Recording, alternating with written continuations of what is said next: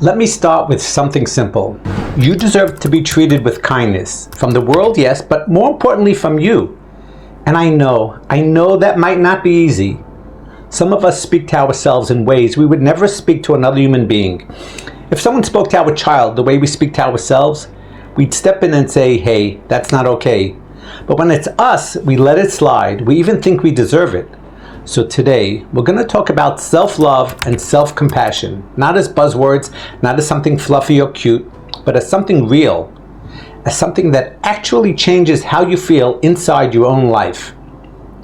Because the truth is, you can be successful, you can have friends, you can get validation from outside, and still feel alone in your own head if you aren't on your own team. So let's start with this. You are a human being, and human beings are messy. We say the wrong thing sometimes. We misunderstand ourselves.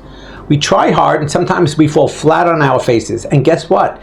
That's supposed to happen. That is the design, not the flaw, the design. But somewhere along the way, many of us picked up this belief that we have to earn love, earn worth, earn belonging, even from ourselves. Like, once I fix this, once I accomplish that, once I stop being this, then I'll deserve to be loved. We make love something conditional, like a prize you win after a performance. But love is not a prize. Love is oxygen. You don't earn oxygen. You don't achieve oxygen. You breathe. And self-love is the breath your soul has been starving for. So the real work is learning to give yourself what you've been waiting for the world to give you. Let's talk plain. There is a you inside you, the one who is quiet, the one beneath all the noise, the one who has feelings, the one who has been trying, the one who wants to be safe, the one who wants to be seen. That part of you has been waiting for you to notice them. So the question is, how do we practice self-love in a real way? Let's break it down simply, gently, in ways that don't require you to become a whole new person. Just ways that let you return to yourself. First, let's talk about the voice in your head. You know the one, the critic, the perfectionist, the internal coach who thinks the only way to motivate you is by being harsh. That voice has been trying to protect you. I know that sounds strange, but it's true. It thinks that if it punishes you enough, you'll try harder and avoid failure. But here's the thing. Shame doesn't inspire growth. Shame inspires hiding, avoidance, self-doubt, fear. Compassion inspires growth. Think of a child learning to walk. They fall 1,000 times. But you don't look at that child and say, wow, really? You fell again? Pathetic. No, you smile. You encourage. You cheer. You say, come on, try again. That's love. You didn't learn to walk by hating yourself. You learned because love helped you get back up. So here's a simple practice. Instead of asking, what's wrong with me? Ask, what do I need right now? It changes everything. Sometimes what you need is rest. Sometimes what you need is reassurance. Sometimes what you need is to say, I'm having a hard moment, and that's okay.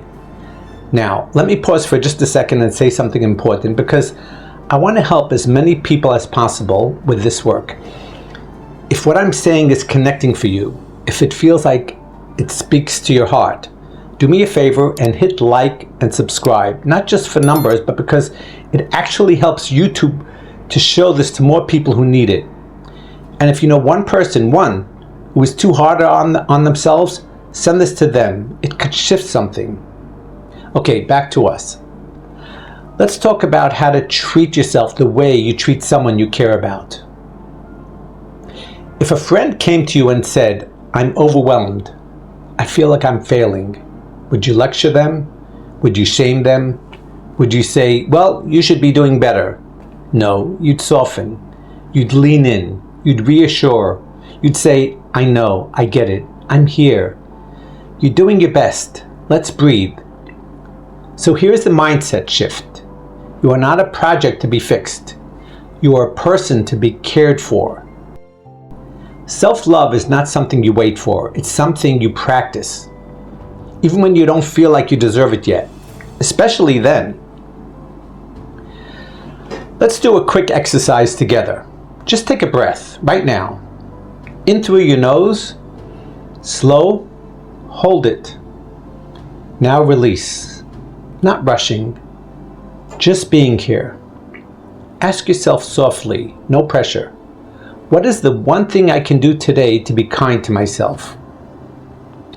Maybe it's eating slowly instead of rushing.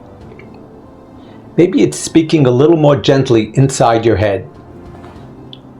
Maybe it's letting yourself rest when you're tired instead of pushing through like a machine. And now I want to say something that matters deeply. You don't have to earn your place in this world. You do not have to prove that you are worthy of love. You were born worthy. You are worthy now. You will continue to be worthy. You are allowed to take up space. You are allowed to have needs. You are allowed to feel. You are allowed to be learning. You do not have to get it perfect to deserve compassion. The goal is not to never fail. The goal is to learn to catch yourself when you do.